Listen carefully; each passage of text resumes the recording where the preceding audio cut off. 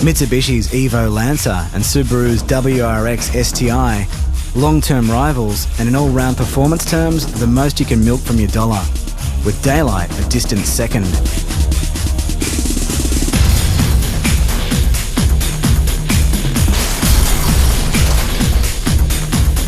The definition of all-round performance is best characterised in a race circuit, which requires a combination of horsepower, brakes and suspension to be mastered.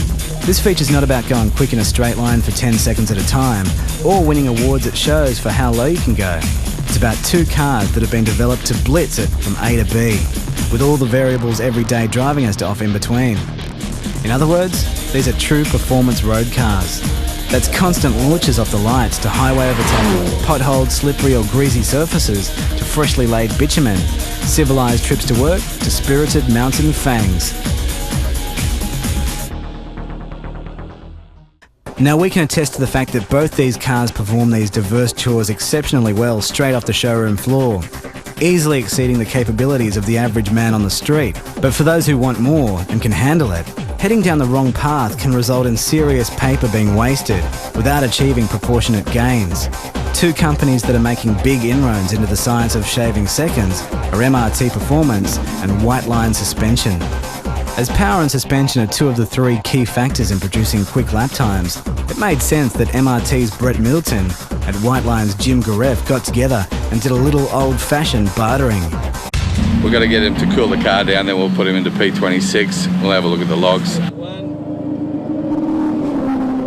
Brett would power up Jim's P26 STI, and Jim would sort the suspension on Brett's EVO 9. Mid-13-second quarters from factory mightn't sound impressive to a drag racer, but it's the ability to effortlessly chew up twisty roads that makes these cars special. And that's the only place the majority of drivers on the road get the chance to let their cars off the leash. In other words, picking the right set of shocks and springs next time you're down at Kmart is not an option. Likewise, bolting on a massive turbo without the network to support it isn't going to necessarily result in a quicker car. If you want to go quick around a circuit, you have to use properly developed quality components, and just as importantly, the right formula of ingredients.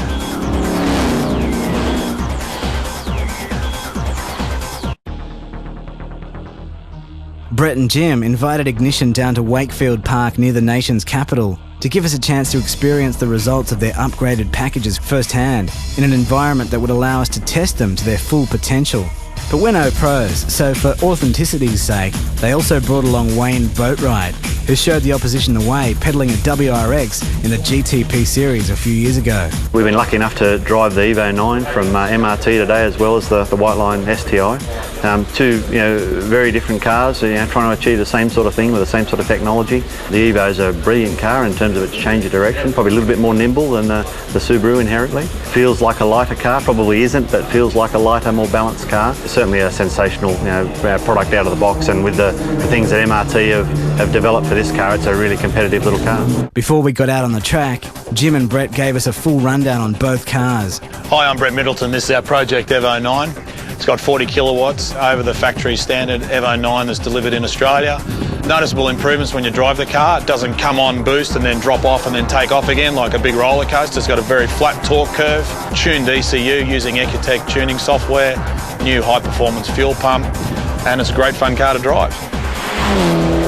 Hi, I'm Jim from Whiteline. I'm in charge of the development with Whiteline. We work with MRT very closely. We do the suspension side, whereas MRT do the performance and engine side. We've done a number of modifications that are a little bit outside of the norm. That includes things like roll centre adjusters for the front and bump steer adjusters. They're critical in fixing the front end problem in this chassis. The usual coilovers have been changed using tines with a prescribed spring rate, coupled together with adjustable sway bars. This is P26, which is basically an upgraded MY06 STI. This particular car's got a MRT power-up kit, which is the XB kit, which is a combination of exhaust, tuned ECU using Ecotec software. We had to do some development work on the P26 or the 06 STI because it has a different diff setup from the 05. There's a different mechanical split which alters the fundamental balance of the car. It doesn't have a 2.6 litre engine, it has the factory fitted 2.5, standard internals, and obviously the big thing is it's got about 35 kilowatts over factory standard, but an absolutely huge increase in torque. On the suspension side, we've got the same sort of mixture of P25. We have got Group 4 Whiteline coilovers, got sway bars, front and rear adjustable, anti-lift kit, a few other geometry changes, and of course a strut brace for some extra chassis stiffness on the front. Bringing that together as a package using Whiteline's technology, MRT's technology, we built together a car that is really user-friendly on the road, good fuel economy, great drivability, fun at the track, and 100% reliable with a factory warranty guarantee. By turn 1, in both of the cars the improvement over standard was blatantly obvious.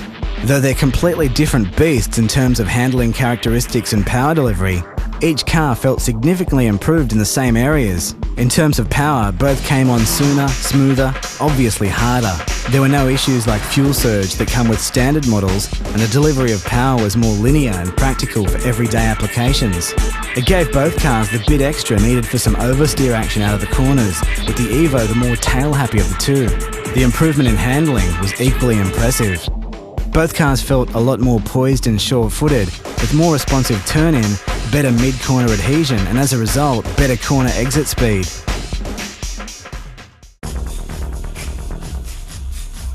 The combination of the power and suspension upgrades trims between 1.5 and 2 seconds a lap, off the standard car's times around Wakefield in both cases, which is a lot when you consider it only takes a bit over a minute to get around there. To be more accurate, in the hands of a pro driver like Wayne, a standard EVO does a lap in the mid-110s, and the STI within a few tenths of that time. By comparison, the MRT and Whiteline molested EVO does it in 1:08.8, with the P26 churning out almost identical times. Despite this, Jim tells us the EVO is consistently quicker, but the P26 is the more drivable car on a day-to-day basis. Where the EVO has more outright speed and power, the STI finds more grip. These graphs illustrate the varying characteristics of the two cars. The first demonstrates the EVO 9 readings in black, with higher mid-range grip and better corner entry speed. The readings in red show the STI to have more absolute grip and higher corner exit speeds. The second graph shows that the EVO, again in black, has more speed, while the P26 achieves more grip and subsequently higher G-forces. But how much benefit is there for your average punter? Well, Nathan is your average punter, with emphasis on the average, and his times told the same story. He ran in the low 12s in a stock EVO 9, and a tenth or two off that in a stock STI, and a low 10 in the development EVO, tenth slower than that in the development STI. So you don't have to be a Formula 1 test driver to exploit the benefits. If you're into track days, club racing, or you just love driving, these type of upgrades are the value for money ticket. The MRT XB kit engine upgrade package for the EVO weighs in at 3,990 and 4,290 for the STI, fitted, tuned and with a factory warranty, while the suspension kit is $3.5 grand for the EVO and $4.5 grand for the Subi.